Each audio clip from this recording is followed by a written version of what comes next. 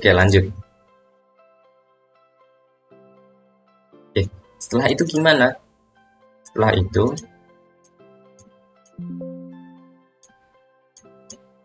tentang ya. Setelah itu kita restart. Oke, oke. Kita coba lihat hasilnya gimana. Apakah error atau enggak. Oke, error. Berarti ada yang salah dengan trial kita, uji coba kita. Tenang aja. Berarti kita perlu ganti parameter untuk masuk ke bagian DSTWU. Kita ubah. Semisal di sini kita ubah agak tinggi dikit jadi 35 gitu ya. Terus coba kita running lagi.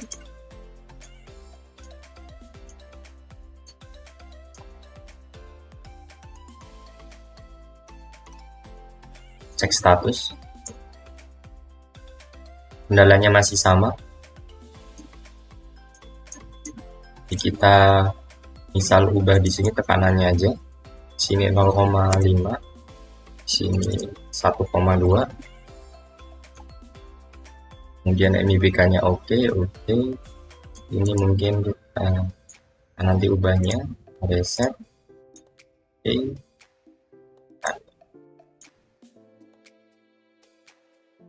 Oke, masih error ya. Kita ubah ke 36 coba.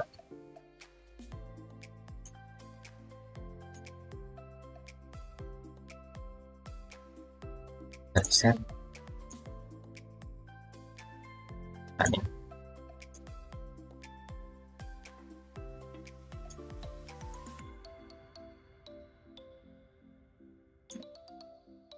Kita cek lagi. Masih sama. Kita coba di sini ubah 0,1. 0,995. Sini 1, taruhlah 1,4. Kita restart.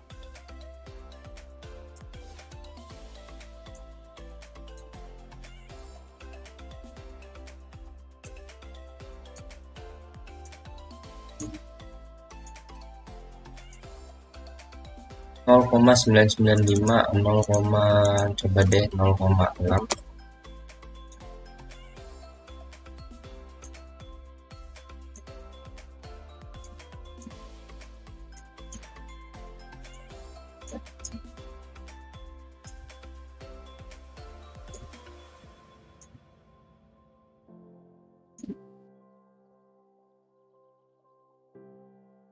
Oke, udah selesai, tapi masih ada warning ya.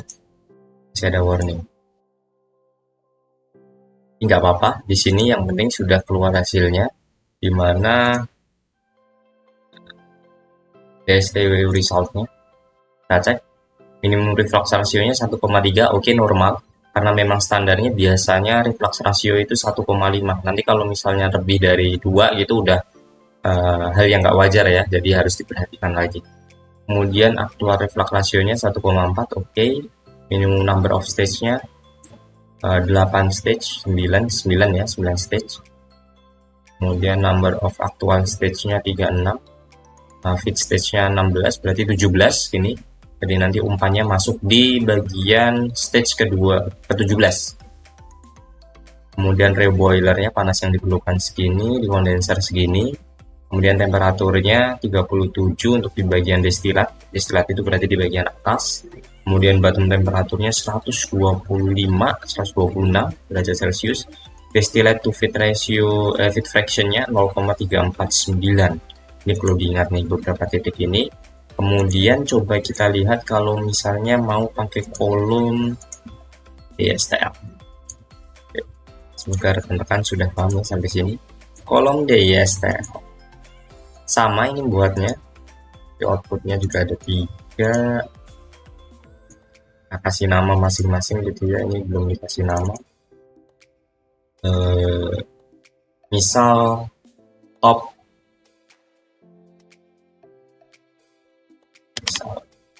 2O di 1. Ini top D1 vote D1, jadi bottom destilasi 1 gitu. Ini jangan lupa di style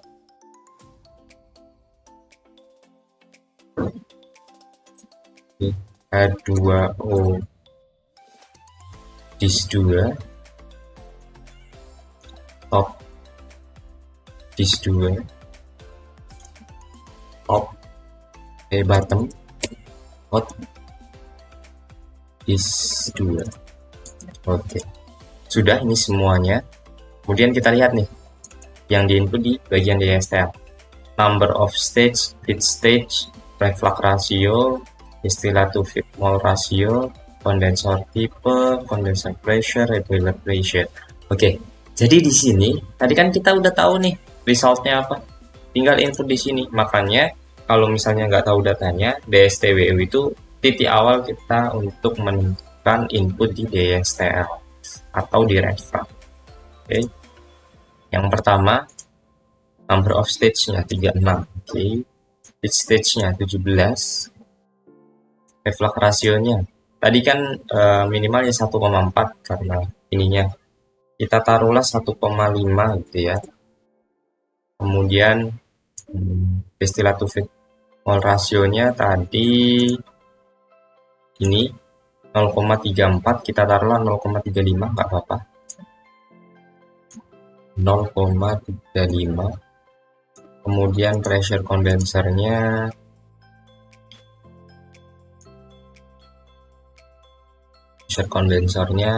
harus jauh lebih rendah dari regulernya. Tapi ini 0,8, ini 1,2, it's okay. Nggak usah sama kayak sebelumnya. Dikit konvergensinya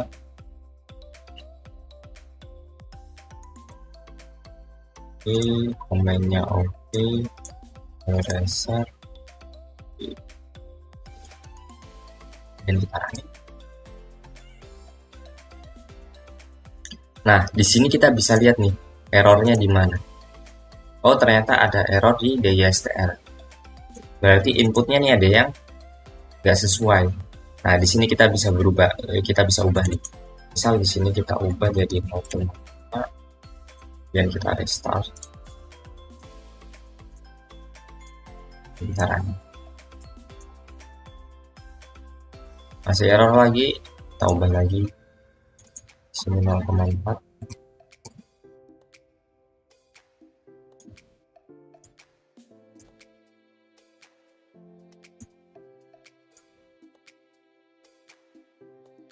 Masih error lagi, tenang aja, nggak usah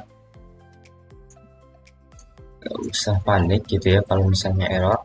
Reflux rasionya 1,5, oke. Distillate to feed rasionya 0,35.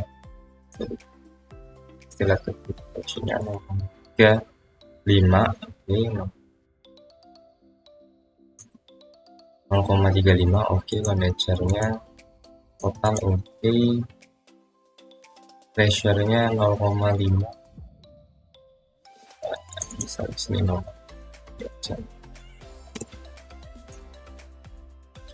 Ini number of stage-nya 36, feed stage-nya 17. Oke, kita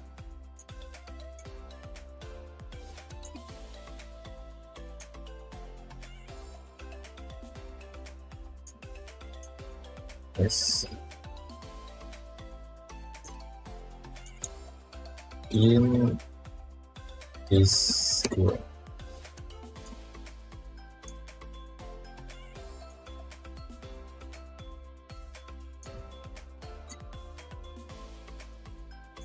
Cek status DSTL, calculate not convergent. Ini nggak convergent, trial lagi di sini aja. Nah,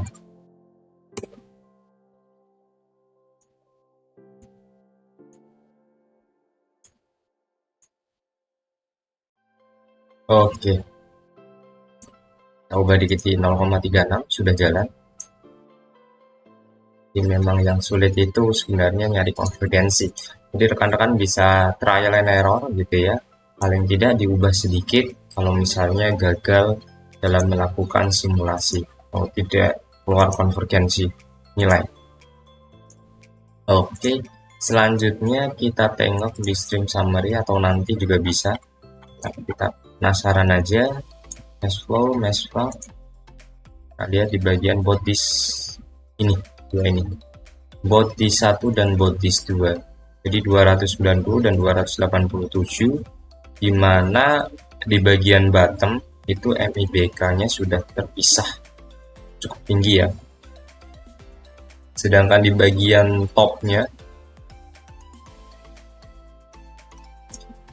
topnya oke, selisihnya hanya dikit gitu ya, 48 asetonnya hampir sama. Ini kemurniannya 95%, yang ini 88%. Oke lah ya, nggak beda jauh. Oke, lanjut aja kita ke bagian red.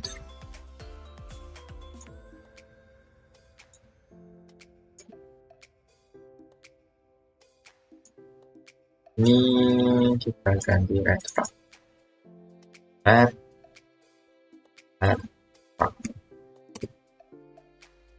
Sama, inputnya kita dari duplikator,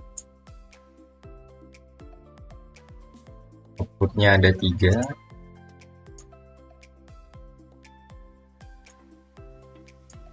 Nanti kalau kalian rekan-rekan mau menampilkan temperaturnya, it's okay, boleh aja. Oke, semuanya dan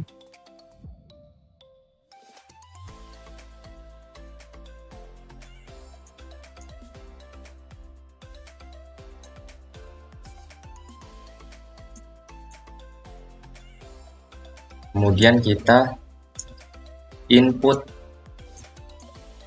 datanya di red flag. In this 3.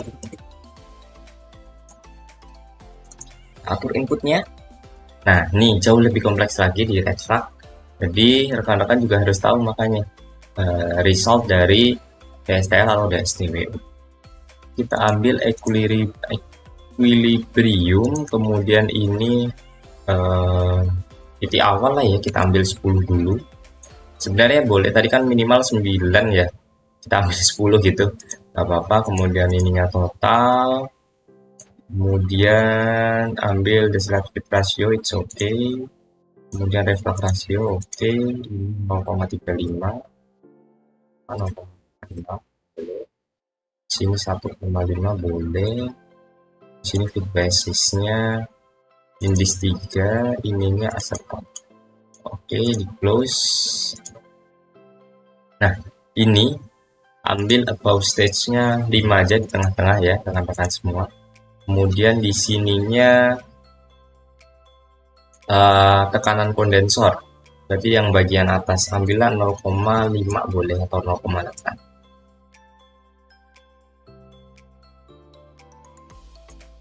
Oke, kemudian kita restart, kita coba running.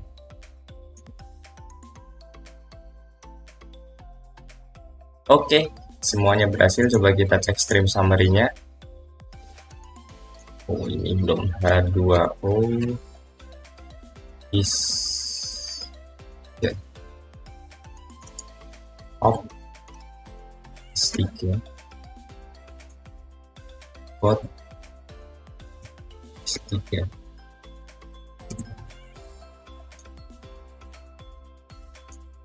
Start bilang.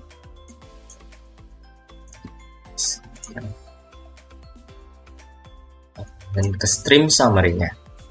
Ini yang menarik nih, pasti akan bisa dibandingkan hasilnya. Kita di sini buka bagian bottom di 1, bottom di 2, bottom di 3, dan di sini ambil top di 1, Opdis 2, Opdis 3, dan H2O H2Odis 1, H2Odis 2, H2Odis 2, H2Odis 2, dan H2Odis 3. Oke, sini kita bisa bandingkan gitu ya. Yang pertama, di sini 290 untuk both bottom distilasi 1, distilasi 2, dan distilasi 3. Selisihnya ada yang unik di bagian dis 3 gitu ya. Bagian dis 3 kemurniannya itu memang cukup rendah di bagian bottomnya, hanya 33. Jadi ada sebagian aseton yang terambil gitu ya. Tapi kalau kita lihat di entalpinya, kita lihat entalpinya ya, entalpi bisa dibandingkan dari temperatur ataupun dari temperaturnya hanya 75, kemudian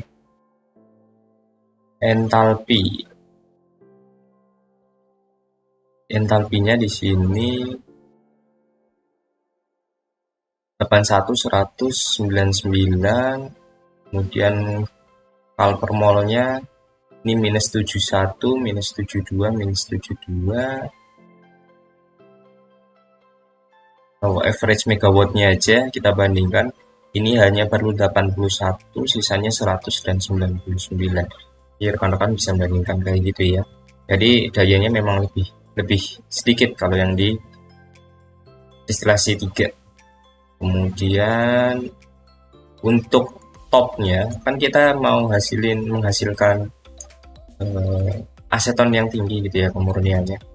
Maka top 3 topnya itu harus bagus. Di sini ada 88% untuk dis 2, selanjutnya dis 3 itu 89 kemurniannya.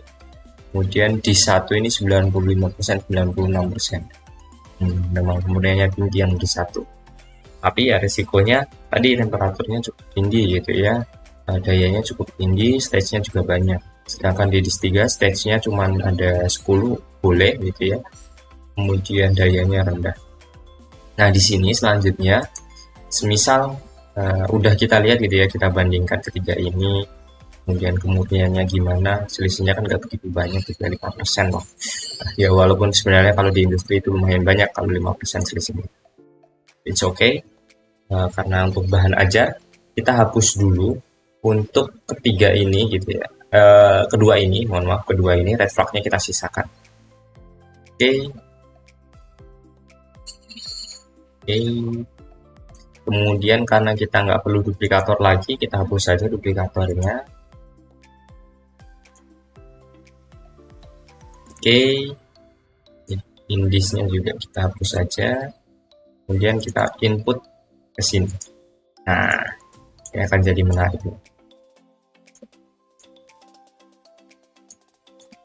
Nah, hasilnya akan seperti ini rekan-rekan semua.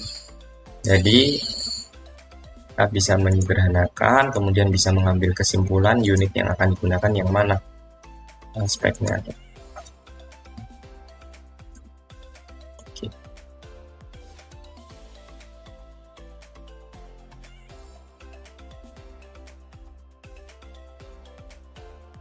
Selanjutnya, ketika kita sudah membandingkan 3 menara destilasi gitu ya, terkait inputannya, kapan harus milih red flag, kapan harus milih DSTWU, DSTL.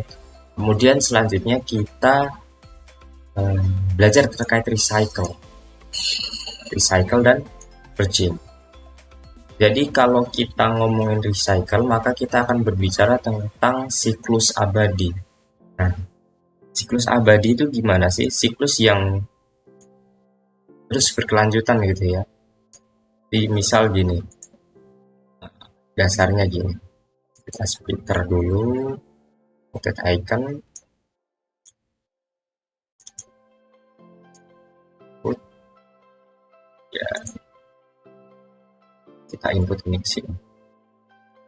Oke, misal rekan-rekan lihat kayak gini, ini kan abadi kan ya, asetonnya muter lagi gitu kan ya. Itu yang dimaksud siklus MIBK-nya, MIBK-nya muter lagi terus itu aja terus. Itu yang disebut siklus abadi, tapi kan nggak ada karena memang setiap putaran ini, setiap satu siklus pasti MIBK-nya ada impuritisnya, entah dari mana, misal terjadinya korosi itu juga bisa, atau ya kerusakan-kerusakan yang mungkin saja terjadi gitu, atau tiba-tiba ada kebocoran seperti itu, sehingga perlu adanya purging atau sejumlah komponen yang keluar di stream ini gitu. Ini misal kita taruhlah namanya purging gitu ya, purging itu jumlah yang harus dikeluarkan ya, biasanya 5-10% atau 5-20% is okay. Namanya splitter, split. Sini recycle, harus recycle splitter. Nah di sini MIBK-nya nih balik, karena tadi kan MIBK lewat bawah, dengan top itu aseton. Asetonnya bisa diambil, H2O-nya sebenarnya bisa digunakan lagi gitu, nggak apa-apa, tapi kan H2O bisa lah dipisah aja, nggak usah dikembalikan malah jadi pengotor gitu kan ya, karena kita yang perlu hanya solventnya. Oke, nah terus jangan lupa splitter ini disetting yang sebagai komponen kuncinya apa ya, purgingnya kita kasih di split fraction gitu ya, nilainya value-nya itu 10%, berarti 0,1 karena fraction gitu ya, 0,1 dari totalnya. Ini sudah bisa kita jalankan langsung. Oke, kita running. Nah, kemudian kira-kira apa yang berubah? Ada yang berubah nilainya. Apa? Di streamnya. Coba kita lihat ya. Di streamnya ini berubah, terutama di bagian MIBK2-nya. Keluarnya akan berkurang. Ya, K2. Nah, lihat. Keperluannya berapa jadinya ya. Yang awalnya 192 kg per jam, jadi 34 aja. 34,2 kg per hour. Dan yang di purging itu ada 139 totalnya. Oke, coba kita lihat aja next flow-nya. Yang paling banyak di purging apa? MIBK. Di sini MIBK-nya berapa yang paling banyak? 1134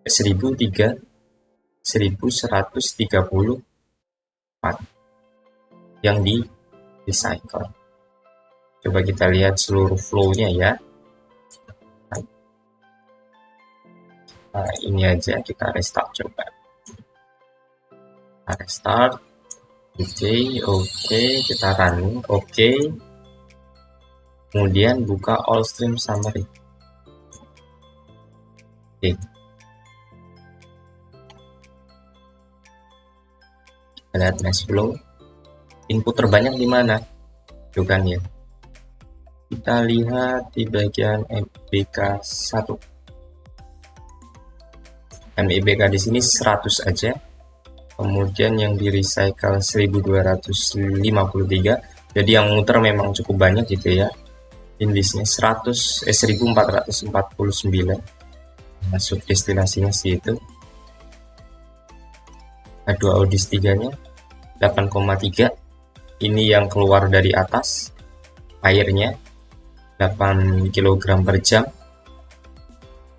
Kemudian yang masuk ke destilasi itu 1449, dimana yang paling banyak itu kandungan aseton dan MIBK.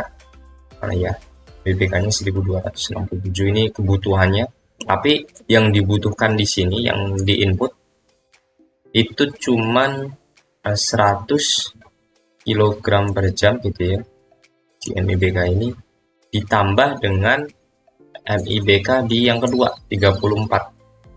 Jadi memang total yang muter-muter yang ditambahkan itu hanya 134. Namun yang di dalam unit, di dalam industri gitu ya, yang berputar itu sekitar 1449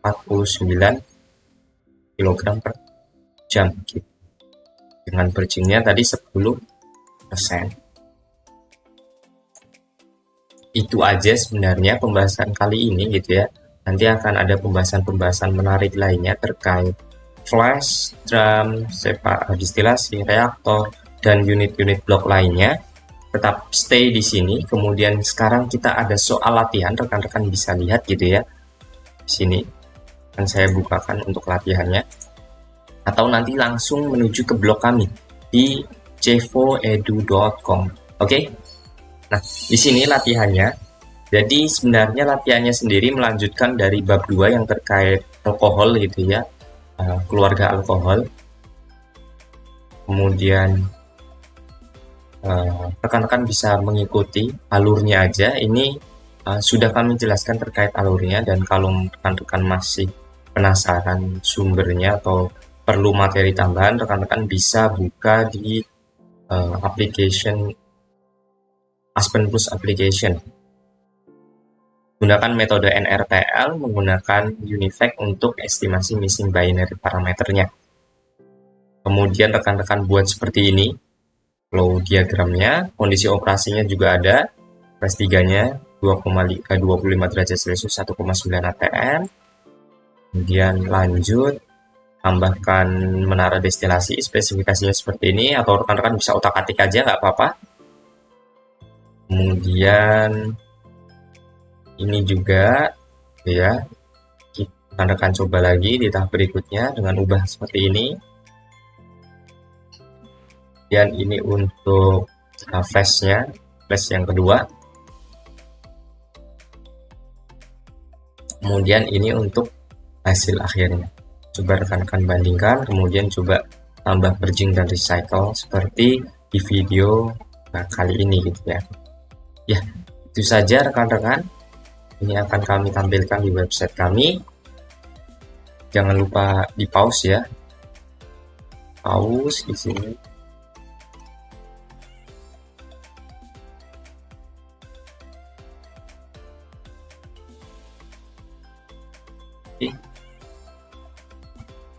Oke, terima kasih. Thank you for watching. Guys, see you di next video. Bye bye.